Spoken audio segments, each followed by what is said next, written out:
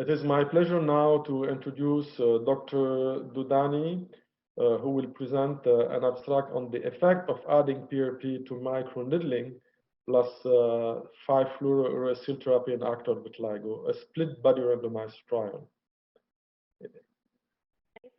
Thank you, Dr. Dudani, to go on with your presentation. Counterparts, and these are usually over the visible areas, causing significant psychosocial effect on the patients. However, they often form the exclusion criteria for most of the therapeutic studies.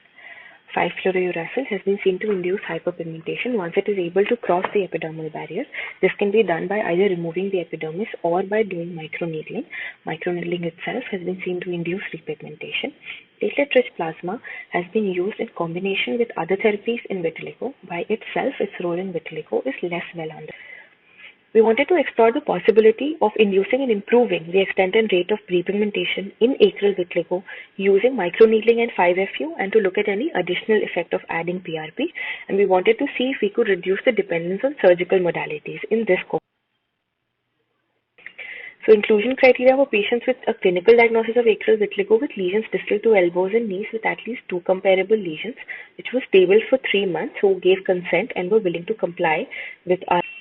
Out of these patients with purely segmental vitiligo, those who were less than 14 years of age, patients who were currently pregnant or breastfeeding, and those with keloidal or bleeding tendencies were excluded.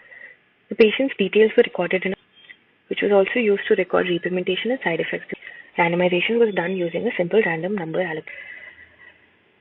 So as we discussed, microneedling followed by 5-fluorouracil was done every 2 weeks for 6 sessions over 3 months. Every alternate session, one of the paired lesions also received PRP instead of 5-fluorouracil. In the intervening period, the patient was asked to continue applying 5-fluorouracil twice daily. Those who were not able to tolerate twice daily were asked to apply it once. The response was assessed by the primary investigator, the 2 blinded observers, and the patients at the end of 2nd, 3rd, 4th month, and at the end of follow-up period, which was 6 months. It was graded as 0, 1, 2, 3, and 4, and any increase was also noted as negative repigmentation. We can see after microneedling there is pinpoint bleeding. PRP was prepared using the manual 2-step method. 76 patients were screened and 28 patients were recruited who contributed 45 pairs of lesions. However, 25 patients contributing 41 pairs of lesions finally completed the study. More than half the lesions started showing repigmentation as early as 1 month, and about 80% of them continued to show repigmentation after stopping intervention. The extent of repigmentation was up to 100.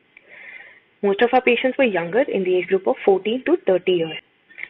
The mean age of onset was 13 years and total duration was 2 years to 35 years. The stability ranged from 3 months to 25 years.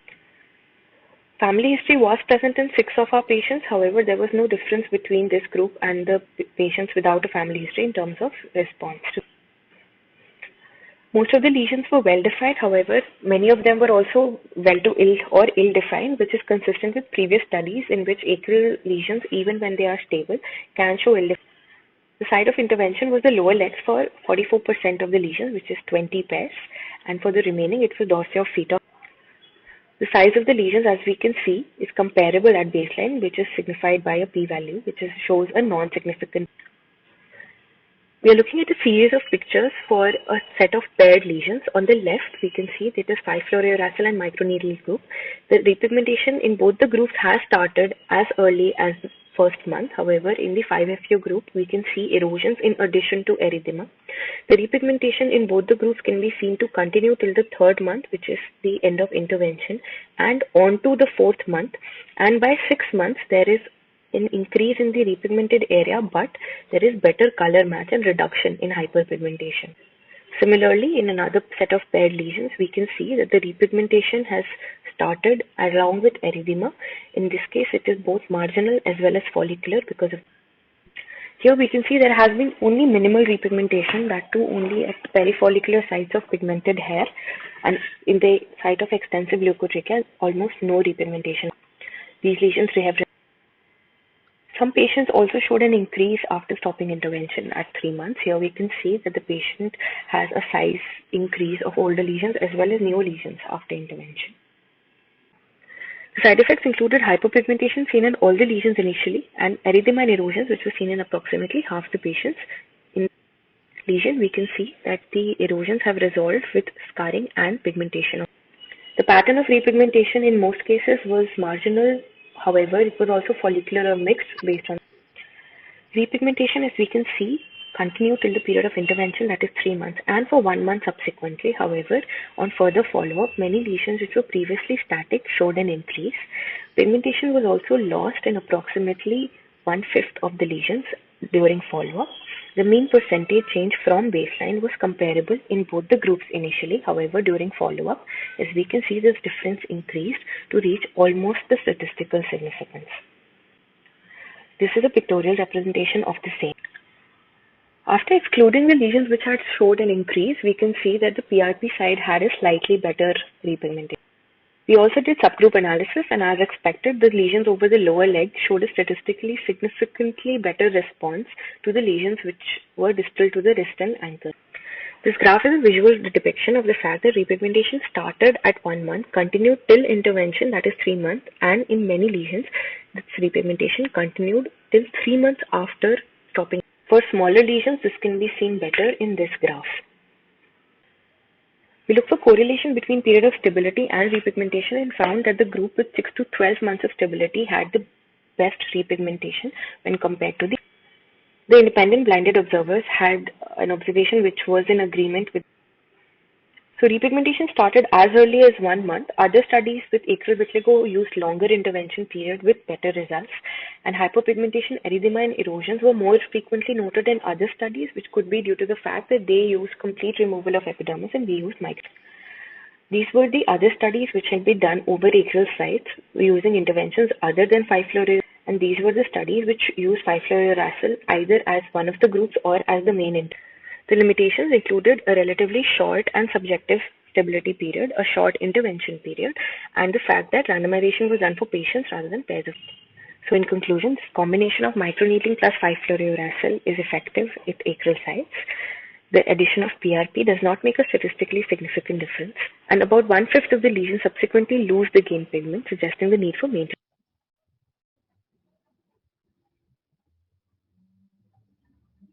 Thank you very much, Dr. Dudani, for this very interesting presentation and study, because I think we need for these resistant areas new studies and new pathways. So we have one. Thank you, Dr. We have one question for Professor Yunmin Bai. Did you check for the presence of scoliosis in each lesion? Right. So we did record leukotrichia in all of the lesions, and it was there in my presentation, although I didn't emphasize on it. And of course, it affects the outcome, especially in terms of follicular repigmentation. So we in the study, approximately 60% of the lesions were over the legs, which are areas which are hair-bearing areas. So we recorded for leukotrichia. However, since they were paired lesions, there were both the lesions had almost an equal degree of leukotrichia. So we still deemed them comparable. And none of the lesions showed repigmentation of the hair.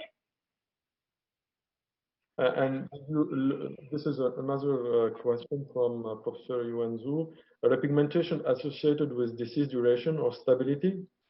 Did you? Right. So yes, I've included that. So we compared it with the stability period, and as mentioned, the minimum stability period was 3 months.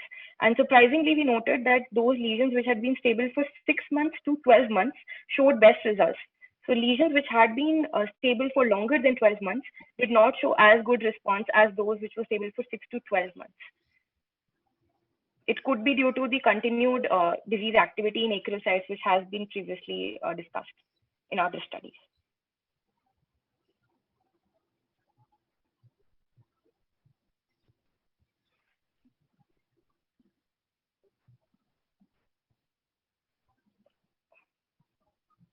Hello? No, okay. Another audio got cut off. Yes. Did you experience any challenges using the microneedles? And how, for example, make them stay in the skin? And if yes, how did you ensure that the microneedles stayed in place? Did you visualize them somehow during the study? Right. So I chose to use a mechanical instrument in terms of a motorized derma pen rather than a derma roller, because a derma roller creates more shear stress. However, these pins are designed for thinner skin and more for facial areas. So I did run into trouble in terms of needing to change needles in every sitting and then getting blunted out, leading to more pain for the patient. I did not visualize in terms of within the skin how deep they went.